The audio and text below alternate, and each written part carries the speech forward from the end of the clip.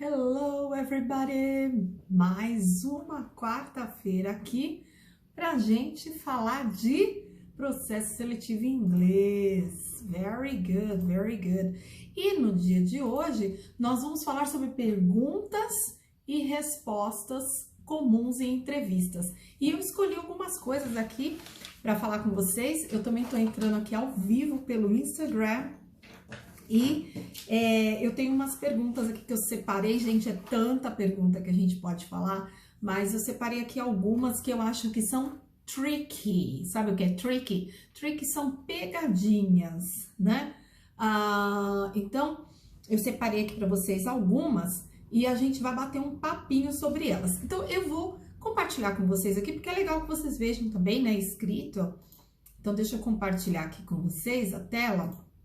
Eu vou compartilhar a primeira, que eu quero começar por essa, porque essa daqui é a cherry, é uma cereja, né? Como é que a gente fala? É a cereja do bolo, né? Será que a gente fala cherry, né? Então eu quero compartilhar aqui com vocês, né? Olha só, acho que fica melhor maior, né? The icing on the cake. Essa expressão, né, que a gente fala em inglês, quer dizer, que a gente fala em português, né, a cereja do bolo, em inglês é the icing of the cherry, que seria o quê? O glacê do bolo. Então, eles não falam cereja do bolo. Mas uma pergunta que é o the icing of the job interview, eu já vou mudar tudo, né? The icing of the job interview seria o why should I hire you? And not the other candidates. Vamos repetir? Why should I hire you and not the other candidates? Essa pergunta, gente, é o the icing of the job interview. Porque se te fazem essa pergunta, você tem a possibilidade de responder tudo aquilo que você queria falar e talvez você não teve oportunidade durante a entrevista, ou até essa pergunta pode ser uma das primeiras, e aí você vai vender o seu peixe, né? Aliás, hoje estou aqui cheio de expressões. Como é que eu falo vender o peixe em inglês? Vender o peixe seria sell yourself, ok? Seria o vender o peixe, né? Sell yourself. Então, you have to sell yourself, ok? How? So, você vai falar das soft skills, você vai falar do hard skills, você vai falar das suas strengths. Então, essa pergunta, gente, eu considero assim que você tem que pedir a Deus para essa pergunta aparecer na sua entrevista, porque quando ela aparecer na sua entrevista, você vai ter oportunidade de sell yourself, se vender. Isso que é o importante, né? Na verdade, a gente está lá no processo seletivo é justamente para isso, né? Para vender o nosso peixe. Só que assim, por um lado, ela é uma pergunta que é o the ice of the cake, né? A cereja do bolo, né? A cereja ali da entrevista. Mas você precisa se preparar, porque o ponto-chave nas entrevistas é a preparação. Então, se você não se prepara para responder, como que você vai chegar lá e vai lembrar o que você tem que falar? E nessa pergunta também, você traz toda a sua bagagem, né, daquilo que é mais relevante em você com relação à vaga. Porque as perguntas também, quando eu faço o processo de mentoria, eu pego a vaga em questão, que geralmente está em inglês, né? E aí a gente vai ver lá as palavras-chave, vai ver o que eles estão pedindo e a gente vai ver o que você tem aderência e vai colocar nas respostas. Então a gente scripta, né? Traduzindo para o português, a gente scripta a entrevista, né? E aí a gente coloca tudo aí. Então, essa é a hora, né? Na pergunta, why should I hire you and not the other candidates? Essa é a pergunta que você vai se vender. Você vai falar da sua parte técnica, da sua parte de atitude, né? De comportamento, né? Os seus soft skills. Você vai colocar tudo aí em jogo, né? Essa resposta é uma resposta muito pessoal, então eu acabei nem colocando aqui um exemplo escrito para você, né? Mas quero deixar aí para você pensar: why should I hire you and not the other candidates? Né? É uma pergunta que é bem bacana aí para você se vender, né? Sell yourself, right? Vamos a mais uma aqui que eu separei. Essa daqui é uma pergunta que a empresa checa se você leu sobre a empresa. Porque eu tenho pego mentorias que as pessoas vêm para mim e elas nem sabem o que a empresa faz direito, elas não sabem os valores, não sabem a missão. Você precisa estudar sobre a empresa. Então, se você quer trabalhar, sei lá, quero trabalhar no Facebook, why Facebook? Vou lá, vou ver quais são os core values, né? Você já ouviu falar de core values? Core values são os valores da empresa. Tem empresas que têm principles, tem leadership principles. Como, por exemplo, a Amazon, eles têm leadership principles. Então, você tem que saber, são 14 princípios de liderança. Então, você precisa estudar a fundo. Por quê? Porque as perguntas que eles vão fazer, você tem que apresentar os principles, né? E você também, conforme você vai fazendo, né? Você vai vendo aquilo que você tem, aquilo que você não tem, para aquilo ficar natural. Então, quanto mais você se prepara, mais aquilo fica natural para você, né? Coloquei um exemplo aqui para você, olha. Because I see that the company helps the employee with concrete, personal and professional growth and development. And I want to grow professionally. And I feel that I have this possibility here. Então, veja, a pessoa que fez essa resposta, ela estudou sobre a empresa, então ela sabe que a empresa tem um plano de carreira, né? Ela tá interessada naquilo, né? Ela vê que ela pode crescer profissionalmente. Bom, todo mundo tem vontade de crescer profissionalmente, né? Mas por isso que aqui eu vou mostrar o slide seguinte para você, que você vai ver que aí eu mostro que realmente eu estudei sobre a empresa, né? As there are, então por que eu falei aquela coisa lá do começo, que você até pode modelar do meu, mas essa continuação é bem referente à empresa, porque eu estudei a empresa, eu li, eu vi qual era o plano de carreira, eu vi o plano de crescimento, os benefits, né? Então eu vi tudo sobre a empresa. Então olha lá, as there are well-defined career plans, large investments in professional development through internal programs such as soft skills and hard skills training, mentoring program, constant feedbacks, etc. The company culture sees the employee not only as a number, but as an individual. Então, tudo isso aqui eu peguei o quê? Lá na empresa, porque eu estudei, tá? Isso aqui é um estudo real, tá? Então, eu estudei sobre a empresa, eu vi o que a empresa oferece, os treinamentos, a questão da cultura da empresa, que vê o funcionário como um indivíduo, não mais como um número. Então, quando eu faço isso, eu mostro para o recrutador que eu conheço sobre a empresa, que eu li, que eu estou interessado. Então, isso é muito importante, porque isso mostra o seu nível de comprometimento também, o quanto você está comprometido em realmente fazer aquilo que a empresa está esperando, né? Porque muitas vezes eu vejo que as pessoas vão responder às entrevistas de emprego, e até eu faço esse teste na mentoria, como a minha mentoria consiste de 4 sessões. Uma das sessões eu faço as perguntas para a pessoa responder com o que ela sabe. Eu quero ver o que ela responde. E, gente, assim, eu me surpreendo. As pessoas não sabem sobre a empresa que elas estão buscando. As pessoas não sabem os valores, a missão. Ela não sabe o que falar dela mesmo.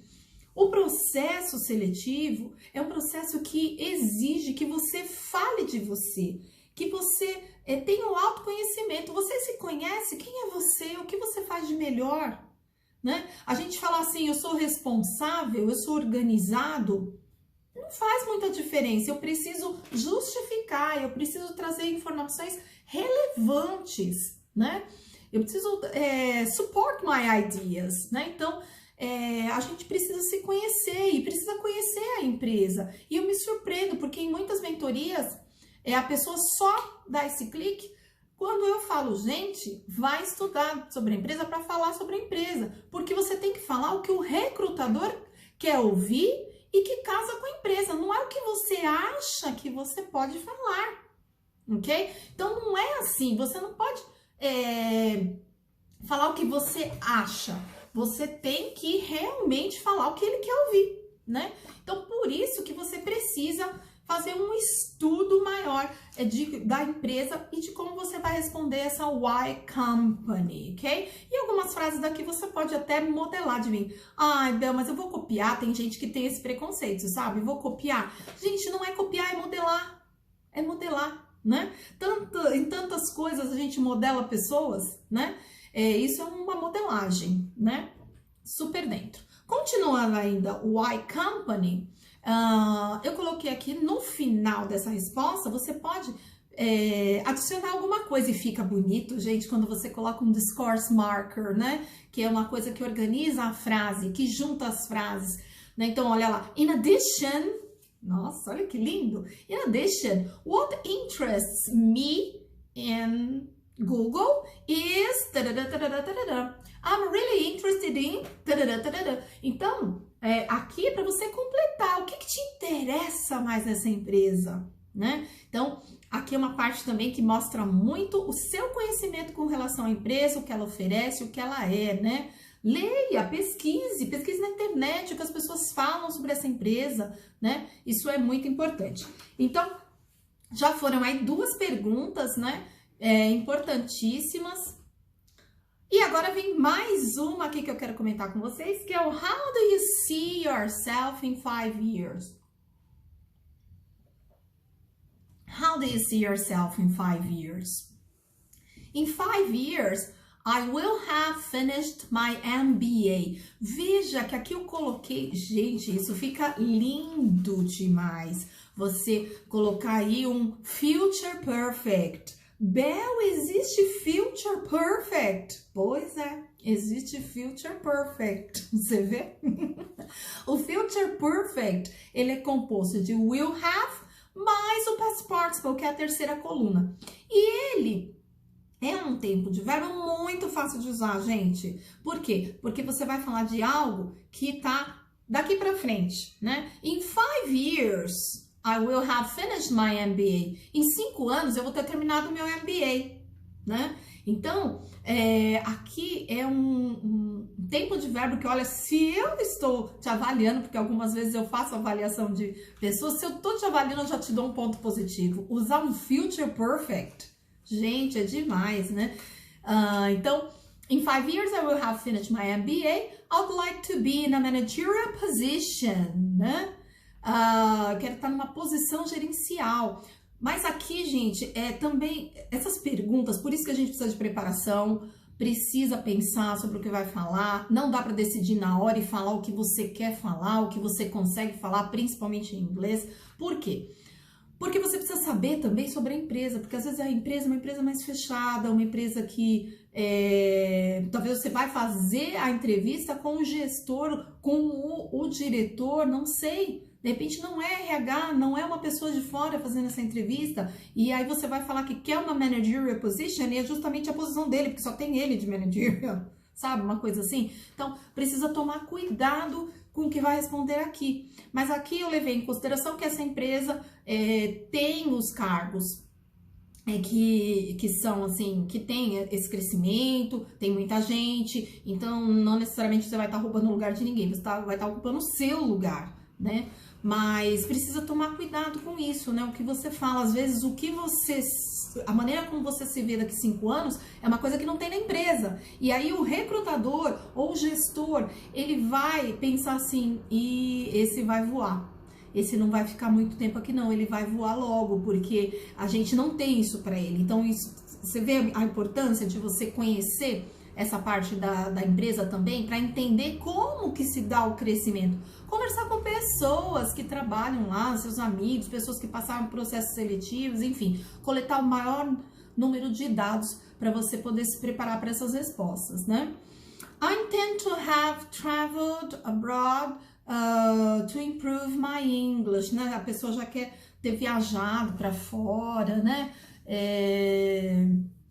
Para melhorar o inglês, de repente o seu inglês ali é intermediário e para uma posição de managerial position, you need a better English. Então, você quer ir para fora para fazer um intercâmbio, né? Não que você não possa aprender aqui, mas no intercâmbio você vai ter a vivência, né? Que aqui você também pode simular a vivência, fazendo imersão você mesmo todos os dias, sabe? Você tem uma vida imersa no inglês, não é mesmo? Eu sempre falo dos meus alunos, troca a língua do celular, a língua da TV, do computador, do seu Word, né? Do seu Waze, né? Conversa com a Alexa, conversa com a Siri, enfim. Você pode fazer da sua vida uma imersão do inglês, né? Não precisa necessariamente sair do país. Mas, quando você já tem um nível, assim, intermediário, quando você sai, você aproveita muito mais, né? Porque a gente aprendeu o básico lá fora, às vezes a gente pena um pouco mais. Então, é importante você já ir com uma bagagem, porque geralmente os brasileiros não ficam mais do que um mês. E um mês não dá pra gente sair do zero e ser intermediário, né? Pra gente sair do zero e ser intermediário, você tem que ficar lá pelo menos 6 meses. Então, quem vai para ficar um mês só, vai num mês de férias, tem que ir numa coisa muito bem direcionada. Já se prepara aqui, vai para lá, enfim. Então, gente, veja que tudo que a gente fala aqui, o que eu falei semana passada na live de quarta, porque toda quarta, 14h10, a gente faz aqui a live, né, no LinkedIn, no Instagram, e aí você precisa se preparar, né? Preparação é a chave do negócio. E eu quero que você deixe aí nos comentários as suas perguntas, as suas dúvidas, você que vai assistir depois, porque eu vou ter muito prazer em te ajudar a enfrentar esses processos seletivos de forma que você possa ter sucesso e conseguir a tão sonhada vaga, ok? Thank you very much for your attention and see you next week, yeah? For more information, for more things about hiring processes, right? See you, bye bye!